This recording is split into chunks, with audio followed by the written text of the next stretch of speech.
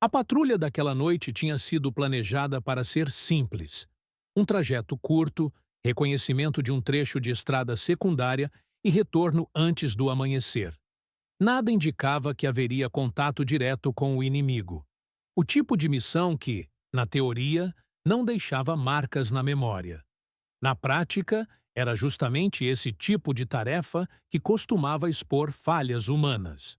O soldado brasileiro que liderava o pequeno grupo não era inexperiente, mas também não era veterano de longas campanhas. Conhecia o mapa, mas o mapa não conhecia o terreno como ele se apresentava naquele inverno tardio na Itália. A noite estava fechada, com nuvens baixas que apagavam qualquer referência visual, além de poucos metros à frente. O caminho de terra visto durante o dia parecia outro sob a luz fraca das lanternas cobertas. O silêncio era quebrado apenas pelo som irregular das botas no chão úmido. O plano previa que seguissem por uma trilha lateral até um ponto de observação e retornassem pelo mesmo caminho. Nada de desvios, nada de improvisos. O soldado repetira mentalmente as instruções ao grupo antes de sair. Em guerra, cumprir o plano é, muitas vezes, a única forma de manter todos vivos. Em determinado ponto do trajeto, o terreno se dividia em dois caminhos que, no mapa, apareciam quase como uma única linha. Na realidade, eram duas trilhas com inclinações e vegetação diferentes. O soldado hesitou por um instante. A marca no mapa não correspondia exatamente ao que via. A escuridão distorcia a percepção, e o silêncio do entorno ampliava a pressão interna de decidir rápido. Ele escolheu o caminho da esquerda, não por certeza, mas por uma intuição que misturava a leitura imperfeita do terreno e um impulso de evitar a parte mais aberta da trilha. O grupo seguiu sem questionar. A disciplina não permite longas discussões em plena patrulha noturna. O erro, se fosse erro, seria percebido apenas mais adiante. O caminho escolhido se mostrava mais estreito, com vegetação densa e terreno irregular. A progressão ficou mais lenta. Alguns dos homens trocaram olhares silenciosos, reconhecendo que aquele não parecia o trajeto previsto. Ninguém disse nada. O líder mantinha o passo, atento aos ruídos ao redor. Por dentro, ele já começava a duvidar da própria escolha. A sensação de ter saído do plano não vinha acompanhada de alívio. Vinha com a consciência de que, se algo desse errado, a responsabilidade seria sua. Poucos minutos depois, um ruído distante cortou o silêncio. E não era tiro. Era o som abafado de um deslocamento pesado, como o de veículos passando por uma estrada mais ampla. O grupo parou instintivamente. O soldado fez um gesto para que todos se abaixassem. O som vinha da direção da trilha que haviam evitado. Pela distância e pelo ritmo, parecia um comboio passando pelo caminho principal. Se tivessem seguido o plano à risca, estariam agora naquele trecho mais exposto, com pouca cobertura natural. O erro de rota começava a adquirir outro contorno. Eles permaneceram imóveis por alguns minutos, aguardando que o som se afastasse. A vegetação densa ao redor absorvia parte do ruído, criando uma sensação de isolamento que, naquele momento, funcionava como proteção. Quando o silêncio retornou, o soldado respirou fundo. E ainda sem saber se o que havia feito tinha sido uma escolha prudente ou apenas um atraso perigoso. Decidiu prosseguir por alguns metros, buscando um ponto de observação improvisado que não constava no plano original. Ao avançarem mais um pouco, perceberam sinais recentes de movimentação no trecho que haviam evitado. Marcas de pneus, galhos quebrados, o odor leve de combustível no ar frio. Não era uma área abandonada. Era um corredor de passagem ativo naquela noite. O erro de leitura do mapa tinha levado o grupo para fora do trajeto previsto, mas também para fora do caminho por onde algo maior estava se deslocando. O soldado começou a entender que a pataquada inicial não tinha sido apenas um desvio inofensivo. Tinha mudado a relação do grupo com o risco imediato. Eles montaram uma observação curta, sem se expor. Não havia como cumprir o objetivo original da missão exatamente como planejado. O líder decidiu retornar pelo mesmo caminho estreito por onde tinham vindo, sem tentar reencontrar a trilha principal naquela noite. Não havia heroísmo naquela decisão. Havia a leitura tardia de que insistir no plano, depois do erro, poderia expor o grupo a um encontro que não estavam preparados para enfrentar. O retorno foi feito em silêncio, com passos ainda mais cautelosos. Ninguém comentou o desvio. O soldado sabia que teria de explicar a mudança de rota ao oficial responsável, e não tinha certeza de como isso seria recebido. O que ainda não sabia era que, ao chegar ao ponto de encontro com outra equipe, ouviria que a trilha principal havia sido varrida por um deslocamento inimigo minutos depois do horário previsto para a patrulha passar por ali. O plano original, seguido à risca, teria colocado o grupo no lugar errado, na hora errada. Naquele momento, porém, a única coisa que o soldado sentia era o peso de ter saído do plano sem saber exatamente por quê. O que parecia uma decisão atrapalhada começava a se revelar como um desvio que tinha alterado o desfecho daquela noite. Ele ainda não chamaria aquilo de acerto, chamaria de sorte. E, em guerra, a linha entre sorte e erro é fina demais para ser ignorada. A volta ao ponto de encontro trouxe uma sensação estranha de alívio contido. Não houve comemoração, nem comentários em tom leve. O grupo se manteve em silêncio enquanto aguardava novas instruções, ainda sob o efeito do que tinham ouvido sobre o movimento inimigo na trilha principal. O soldado que havia escolhido o desvio permaneceu de pé por alguns instantes, olhando para o chão, e como quem tenta reorganizar mentalmente uma decisão tomada sob pressão. Não havia orgulho naquela postura. Havia a consciência incômoda de que, se o desvio tivesse sido feito por intuição mal calibrada, poderia ter dado errado do mesmo jeito. Quando o oficial responsável se aproximou para ouvir o relato da patrulha, a explicação foi direta, sem adornos. O líder do grupo descreveu a hesitação no ponto de bifurcação, a escolha do caminho mais fechado e os sons ouvidos ao longe. Não tentou transformar o desvio em gesto de sagacidade. Assumiu a incerteza da decisão. O oficial ouviu em silêncio, sem interromper. A reação não foi de reprimenda imediata. Foi de atenção ao detalhe que mudava o contexto daquela noite. E a confirmação posterior de que um deslocamento inimigo havia passado pela trilha principal no mesmo intervalo de tempo deslocou o foco da conversa. O erro de rota deixava de ser apenas uma falha de navegação. Tornava-se um fator que havia alterado o risco ao qual o grupo foi exposto. Entre os homens da patrulha, a percepção do que tinha acontecido começou a se formar em camadas. Não falavam em heroísmo. Falavam na sensação de terem escapado de algo que não tinham visto de perto. Um deles comentou em voz baixa que, se tivessem seguido pelo caminho aberto, estariam agora lidando com consequências imprevisíveis. Não era um comentário de bravata. Era a constatação de como decisões pequenas, tomadas em segundos, podiam mudar a posição de um grupo inteiro em relação ao perigo. O soldado que liderara a patrulha carregava uma sensação ambígua. Por um lado, havia alívio. Por outro, havia um incômodo persistente com a própria falha de leitura do terreno. A linha entre improviso e erro não lhe parecia clara. O que tinha ocorrido não validava a quebra de plano como método. Apenas mostrava que, em situações concretas, a rigidez absoluta também podia expor as pessoas a riscos que o papel não previa. Essa percepção não era confortável para alguém treinado para seguir instruções. Era uma tensão interna entre disciplina e adaptação. Ao longo do dia seguinte, a movimentação no setor confirmou que a área da trilha principal tinha sido utilizada como corredor de passagem naquela noite. Marcas de pneus, restos de equipamentos e o relato de outra unidade reforçaram a dimensão do que tinham evitado por acaso. Se a patrulha não tinha sido descoberta. Não havia troca de tiros, não havia baixas. O resultado visível era a continuidade da rotina, como se nada tivesse acontecido. Ainda assim, a experiência se fixava como um ponto de referência silencioso para o grupo.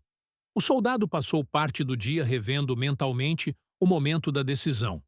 O instante em que escolhera a trilha da esquerda não tinha sido fruto de uma análise clara.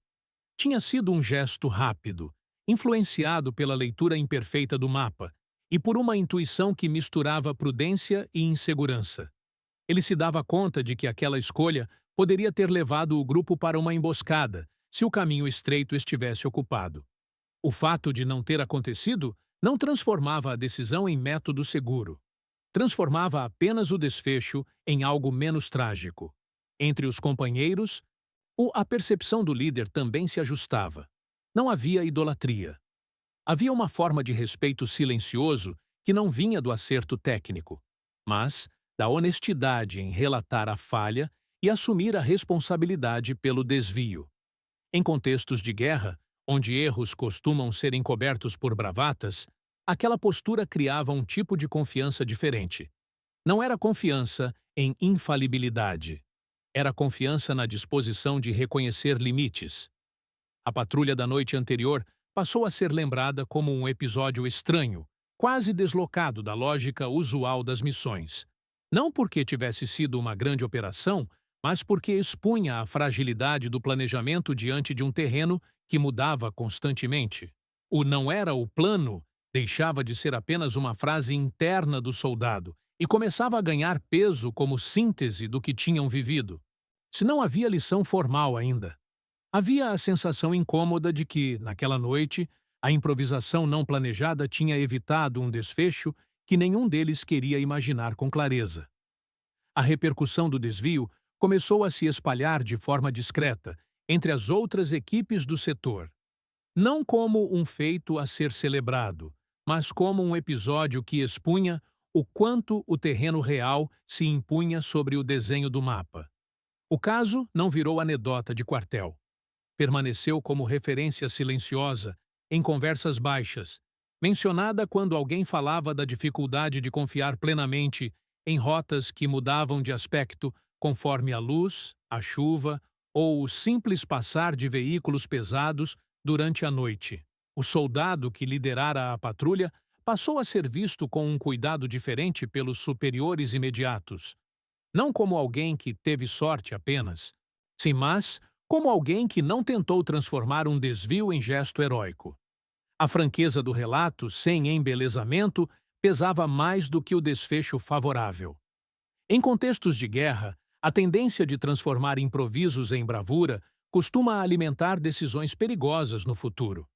O fato de ele insistir que não havia sido um acerto deliberado, mas uma escolha feita sob incerteza, mantinha a discussão em um campo mais honesto. Para os homens do grupo, a experiência alterou a forma como liam o terreno nas patrulhas seguintes.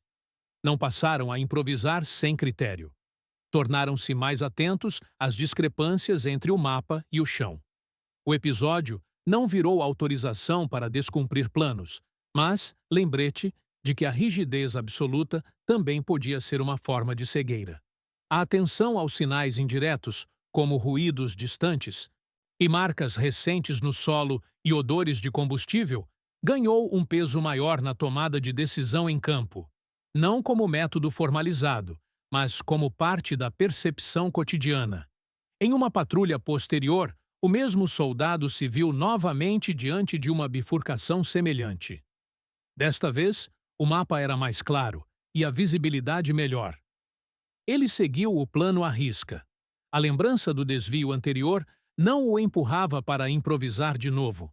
Pelo contrário, tornava-o mais consciente da responsabilidade de avaliar quando a fidelidade ao plano era, de fato, a opção menos arriscada. A experiência anterior não tinha ensinado a improvisar sempre.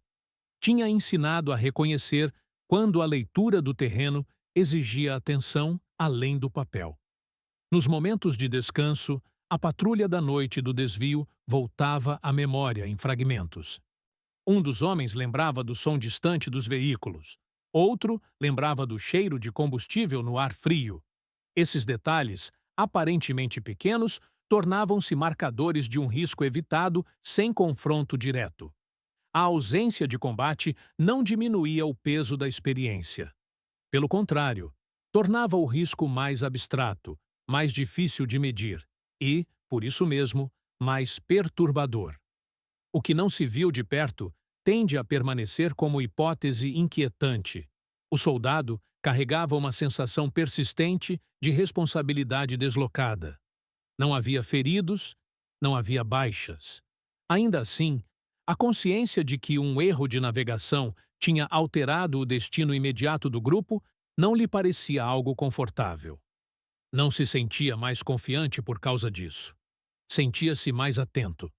A linha entre decisão e acaso ficara mais visível. Em guerra, essa linha raramente é clara para quem está no terreno. O episódio a tornara, pelo menos para ele, impossível de ignorar.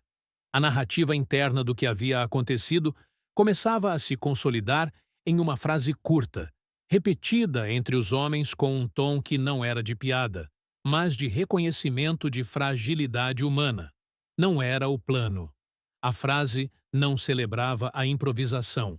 Marcava o desvio entre o que foi pensado e o que foi vivido.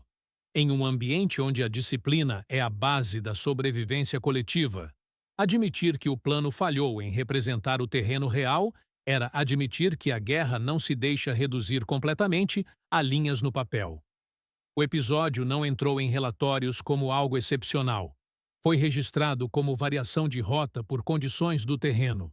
A linguagem formal não comportava o peso subjetivo da decisão tomada no escuro. O que ficava, para quem esteve ali, era a memória de uma escolha feita sob incerteza, que, por acaso, evitou um encontro indesejado. Não era lição heróica. Era um lembrete incômodo de que, às vezes, a pataquada humana encontra o acaso favorável. E que confiar nisso como método seria, em si, outra forma de erro. O impacto real daquela noite só se consolidou com o passar dos dias, quando o setor passou a registrar movimentações mais intensas na mesma área da trilha principal. O que havia sido percebido como ruído distante revelou-se parte de um fluxo recorrente de deslocamentos. A patrulha evitara, por um desvio improvisado, um corredor que não era apenas ocasionalmente utilizado, mas que se tornara, naquele período, uma via estratégica de passagem. A percepção tardia desse padrão reforçou o caráter contingente do que havia acontecido. Não se tratava de um encontro pontual evitado por sorte isolada. Tratava-se de um risco recorrente do qual tinham passado ao largo por uma decisão tomada sob incerteza. O soldado que liderara o grupo não transformou o episódio em referência pessoal de competência. Pelo contrário, passou a relatar o ocorrido sempre com a mesma ênfase. Não tinha sido um acerto planejado. Essa insistência não era modéstia calculada. Era a tentativa de manter o episódio dentro de um enquadramento honesto. Em ambientes onde pequenas vitórias costumam ser infladas para sustentar moral, aquela postura criava uma fricção. Alguns viam ali excesso de cautela. Outros reconheciam a importância de não normalizar a improvisação como método seguro. Entre os homens da patrulha, o episódio se fixou como um ponto de conversa que não buscava entretenimento. E não havia riso aberto ao relembrar o desvio. Havia, às vezes, um comentário seco sobre como o terreno não bate com o mapa. A frase voltava em momentos de planejamento, quando alguém apontava uma rota aparentemente simples. O não era o plano tornara-se uma espécie de lembrete interno de que o papel não carrega o cheiro do combustível no ar, nem o peso do silêncio da noite, nem a textura irregular do chão depois da chuva. O que se consolidou não foi uma lição formal ensinada em instrução. Foi uma mudança discreta na forma de perceber o ambiente. O grupo passou a ler sinais indiretos com mais atenção, sem abandonar a disciplina do plano. A experiência não legitimou a desobediência. introduziu uma camada de cautela em relação à própria confiança no planejamento. Essa cautela não era paralisante. Era um ajuste fino na relação entre regra e contexto. Para o soldado, o episódio permaneceu como uma memória incômoda por um motivo específico. A consciência de que o desfecho favorável não vinha de mérito claro. Em guerra, a ideia de mérito costuma ser usada para dar sentido ao que é caótico. Ele não conseguia atribuir mérito ao que fizera naquela noite sem falsear a própria experiência. O que havia ocorrido se encaixava melhor na categoria do acaso favorável encontrado por um erro humano. Essa constatação não diminuía o alívio por ter evitado um confronto. Apenas retirava a tentação de transformar a experiência em narrativa de bravura. Anos depois, ao recordar o episódio em conversas privadas, ele não falava em heroísmo. Falava na hesitação diante da bifurcação, e na sensação de ter escolhido errado, e na descoberta posterior de que aquele erro tinha deslocado o grupo para fora de um risco maior. A memória vinha acompanhada de um desconforto persistente, a de que, em outras circunstâncias, a mesma escolha poderia ter levado ao pior. O que o episódio lhe deixara não foi confiança no improviso, mas respeito pela fragilidade das decisões tomadas sob pressão. O que ficou registrado naquela história não foi a exaltação de um gesto isolado, mas o retrato de uma condição humana recorrente em cenários de guerra, a de que planos são necessários, mas nunca suficientes para dar conta do terreno real. O improviso não é virtude em si, é resposta a lacunas que o planejamento não consegue preencher completamente. Naquela noite, a resposta improvisada evitou um desastre que ninguém tinha como medir em números exatos. O que se pode afirmar é que, para aqueles homens, a patrulha, que não era o plano, alterou o curso de uma noite que poderia ter sido marcada por perdas. E essa alteração, construída sem intenção heróica, permaneceu como um lembrete silencioso de que, às vezes, o erro humano encontra o acaso favorável,